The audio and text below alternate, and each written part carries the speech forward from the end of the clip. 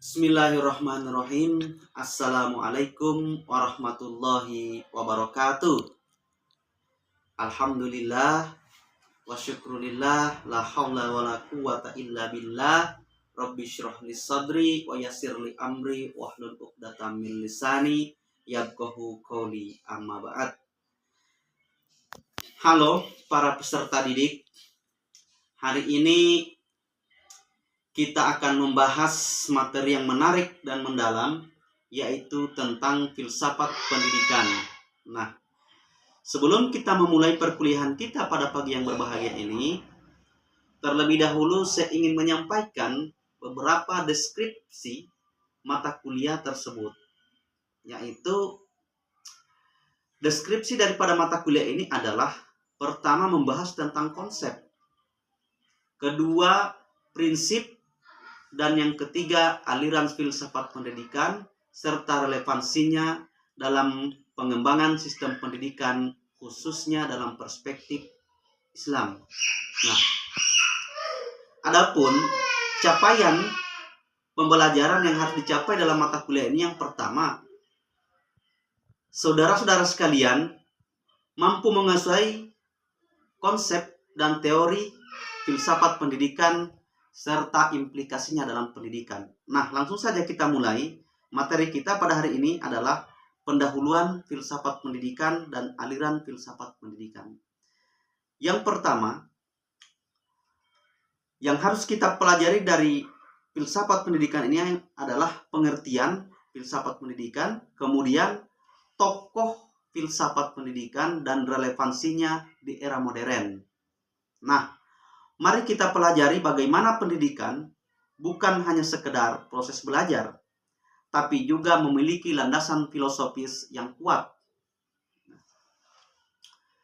Marilah kita melihat filsafat atau pengertian filsafat pendidikan. Filsafat pendidikan adalah suatu pemikiran yang membahas hakikat pendidikan secara mendalam, mulai dari tujuan, proses, hingga nilainya. Maka dengan berfilsafat itulah kita bisa memahami mengapa kita harus belajar, bukan hanya apa yang harus kita pelajari. Nah, dari itu kita harus pahami juga cabang-cabang filsafat pendidikan. Yang pertama, filsafat memiliki 3 cabang utama yang memengaruhi pendidikan. Yang pertama, ontologi. Ontologi itu adalah sesuatu yang membahas tentang hakikat manusia dan realitas. Nah, yang kedua, epistemologi. Epistemologi ini membahas bagaimana pengetahuan itu diperoleh. Nah, bagaimana caranya pengetahuan itu kita peroleh atau manusia peroleh. Ini kita bicara tentang epistemologi. Kemudian yang terakhir adalah aksiologi. Aksiologi ini membahas nilai-nilai apa yang harus diajarkan melalui pendidikan. Oke, baik. Kemudian selanjutnya kita harus pahami juga tokoh-tokoh filsafat pendidikan. Tokoh filsafat pendidikan yang harus kami uraikan di sini adalah 3 hal. Yang pertama, pandangan Plato tentang pendidikan. Plato memandang pendidikan sebagai proses menuju sebuah kebenaran.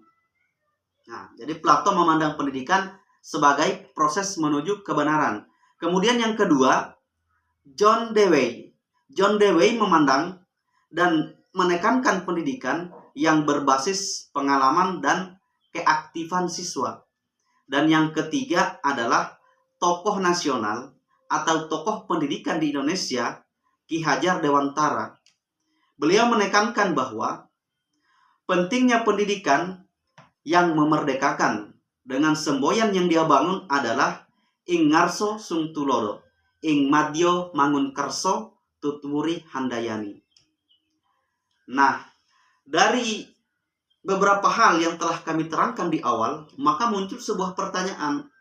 Apa sih sebenarnya relevansi filsafat pendidikan di era modern ini? Nah, perhatikan dengan baik.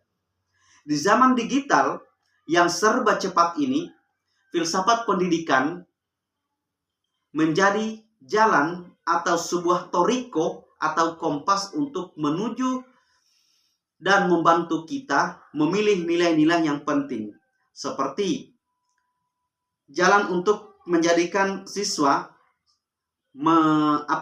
meniti jalan, terutama seperti jalan kejujuran, empati, dan peserta didik mampu berpikir secara kritis dan sistematis. Nah,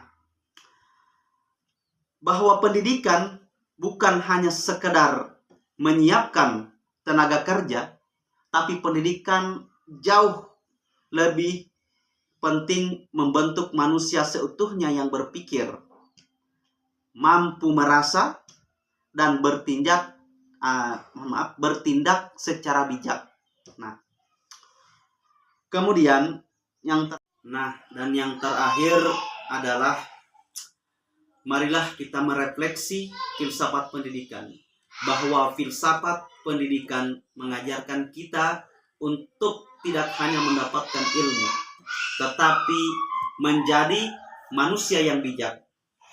Nah, yang harus kita renungkan hari ini adalah apakah pendidikan hari ini masih sesuai dengan nilai-nilai yang diajarkan oleh tokoh-tokoh besar seperti Ki Hajar Dewantoro, terus kemudian tokoh-tokoh yang lain.